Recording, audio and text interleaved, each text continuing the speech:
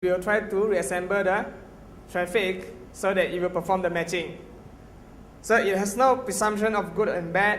Good or bad is policy neutral, which means that it does not do signature matching, even though it has signature matching capacities, but they don't really emphasize on it. So we are not going to talk much about these two ideas. However, you can actually search the website. Okay, search in the website that it contains a lot of information, especially it's not. So we are going towards application protocol analysis.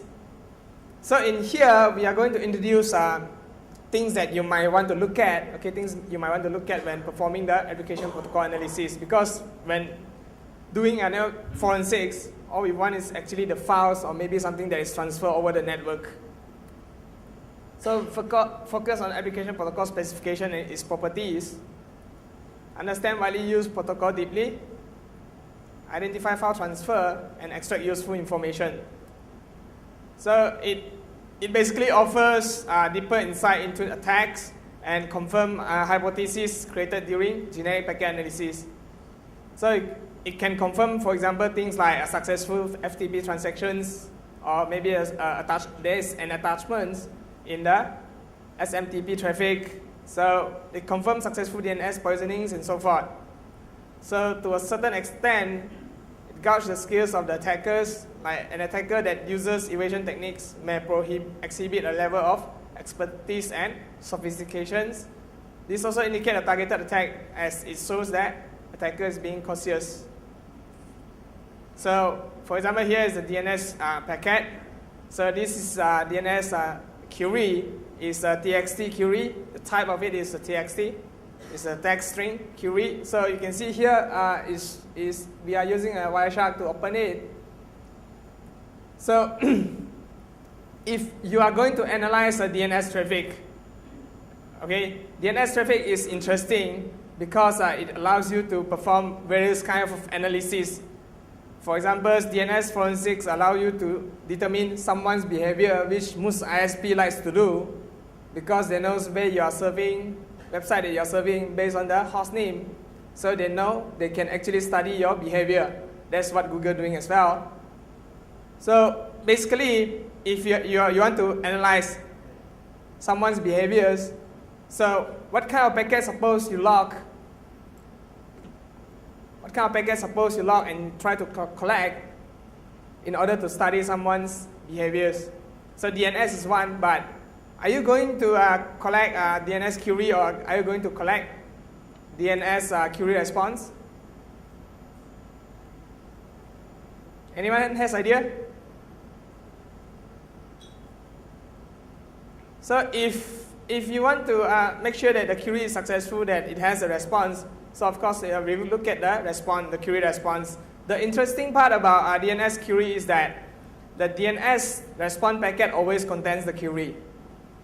So if you want to study DNS traffic, so if you just go for the DNS response, that's enough. Okay, that's enough.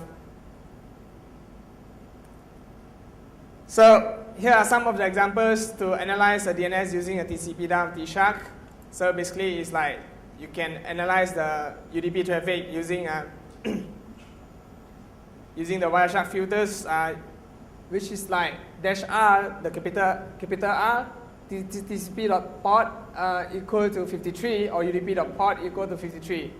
So to display the DNS traffic, and for DNS query traffic, you can search for the DNS.flag 0 times 0100. So DNS.flags, that is a particular Wireshark filters. So you may heard about BPF. Anyone of you heard about BPF? Berkeley packet filters. That when you use TCP dump, you are going to use it like TCP dump -R, then .pcat file, then TCP or TCP square bracket 13 close square bracket equal to 2, or UDP IP. Let's say you want to filter out the IP traffic, you just type IP. You want to filter out UDP, you just type UDP.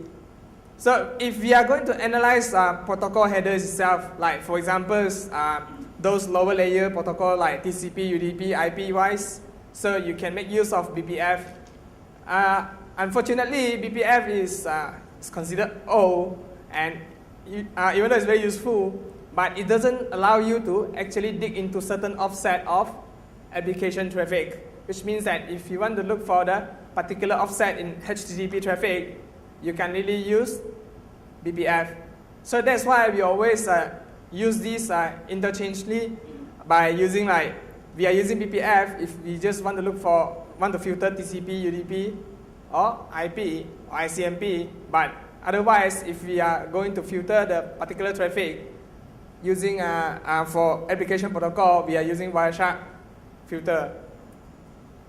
So this one is HTTP packets. HTTP contains a lot of informations. It contains a lot of informations, especially on client requests and the server response. So to analyze the HTTP, usually we like to look at what contents inside the HTTP traffic. For example, I can use T-Shark, and then HTTP contains cookies to search for the cookies, or I can use there's QZAG HTTP's common state to actually shows the statistics of HTTP traffic. So here are the HTTP request methods like get, post, hate, put, delete, trace, options. So these are some of the examples of HTTP request methods. So each methods usually will tell you what this HTTP traffic is about. So the response code itself also will tell you the informations, like if it's about 1XX, between 100 to 200 is informational, so 200 is successful. 3XX is redirections. I think a lot of you may face this. And 4XX is bad requests on the client side error, and 5XX is unsuccessful. So these are the response codes written by the HTTP servers for the HTTP request from the client. So common HTTP status code like 200 is okay, and then partial content 206, 30 move permanently, and so forth. So for full list of explanations, so you can read that. In Wikipedia, they have a list of HTTP status codes. So one of interesting thing is that not all successful HTTP attack returns HTTP 200.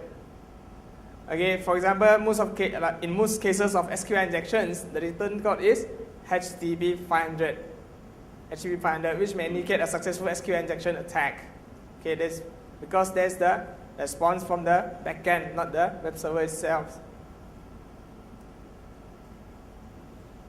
So the header fields, these are some of the examples of HTTP header fields, like accept character set, encoding, language, and content encoding.